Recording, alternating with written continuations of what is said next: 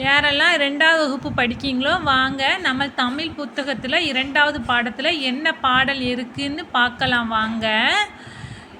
நாம் ஏற்கனவே கடைசி வீடியோவில் 15வது பக்கம் வரைக்கும் நம்ம படிச்சிட்டோம். 16வது 17வது பக்கங்களில் எழுத்துக்கள் இருக்குது.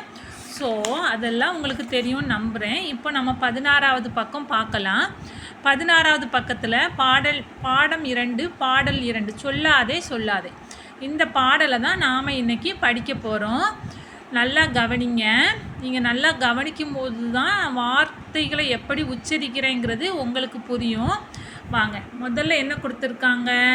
ஹெட்டிங் சொல்லாதே சொல்லாதே. இது என்னது? ஆச்சரியக்குறி. சொல்லாதே சொல்லாதே. எதெல்லாம் சொல்லக்கூடாதுன்னு சொல்லியிருக்காங்கன்னு பார்க்கலாமா? நீல வானம் தூரம் என்று பறவையிடம் சொல்லாதே பறவையிடம் சொல்லாதே. எதை சொல்லக்கூடாதான்? வானம் ரொம்ப தூரம்னு பறவையிடம் சொல்லக்கூடாதான். பறவையிடம் சொல்லாதே பறவையிடம் சொல்லாதே. அடுத்து என்ன பிக்சர் கொடுத்துருக்காங்க? அழகான ஒரு கரடி. இந்த கரடிகிட்ட நம்ம என்ன சொல்லக்கூடாதான்? அடர்ந்த காடு இருண்டதென்று அடர்ந்த காடு இருண்டதென்று கரடியிடம் சொல்லாதே கரடியிடம் சொல்லாதே. அடர்ந்த காடு இருண்டதென்று கரடியிடம் சொல்லாதே கரடியிடம் சொல்லாதே. 3வது பிக்சர் என்னது? கடல். நிறைய அழகான மீன்களோட ஒரு கடல் பிக்சர் கொடுத்துருக்காங்க. இந்த பிக்சரில் என்ன சொல்லியிருக்காங்க? பெரிய கடல் ஆழம் என்று மீன்களிடம் சொல்லாதே மீன்களிடம் சொல்லாதே. யார்கிட்ட சொல்லக்கூடாதான்? கடல் ரொம்ப ஆழமாக இருக்கும்னு இந்த மீன்கள்கிட்ட சொல்லக்கூடாதான். எப்படி சொல்லக்கூடாதான்? பெரிய கடல் ஆழம் என்று மீன்களிடம் சொல்லாதே மீன்களிடம் சொல்லாதே. அடுத்து 4வது பிக்சர். 4வது பிக்சர் என்ன பிக்சர் கொடுத்துருக்காங்க? ஸ்கூல் கிரவுண்டு, விளையாடுறதுக்கான இடத்தெல்லாம் கொடுத்துருக்காங்க. இங்கே என்ன சொல்லியிருக்காங்க? கற்பதெதுவும் கடினம் என்று எங்களிடம் சொல்லாதே எங்களிடம் சொல்லாதே. படிக்க எதுவாக இருந்தாலும் ரொம்ப எளிதாகிடும். அதனால் படிக்கிறதுங்கிறது கடினமானது இல்லை. அதனால் குழந்தைங்க சொல்கிறாங்களாம், கற்பது எதுவும் கடினம் என்று எங்களிடம் சொல்லாதே எங்களிடம் சொல்லாதே. நாங்கள் எல்லாரும் புத்திசாலி, எங்களால் எதுவும் படிக்க முடியும்னு சொல்கிறாங்களாம்.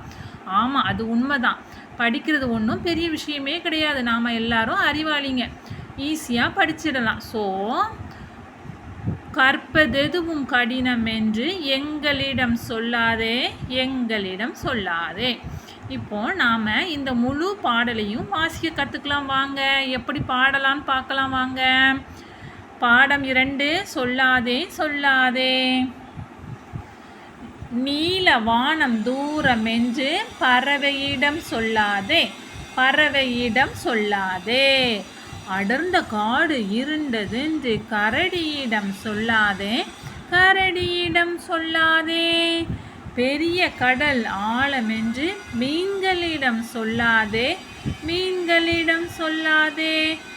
4வது என்ன கொடுத்துருக்காங்க? கற்பதெதுவும் கடினம் என்று எங்களிடம் சொல்லாதே எங்களிடம் சொல்லாதே. இந்த பாடல் எல்லாருக்கும் பிடிச்சிருக்கோம் நம்புகிறேன்.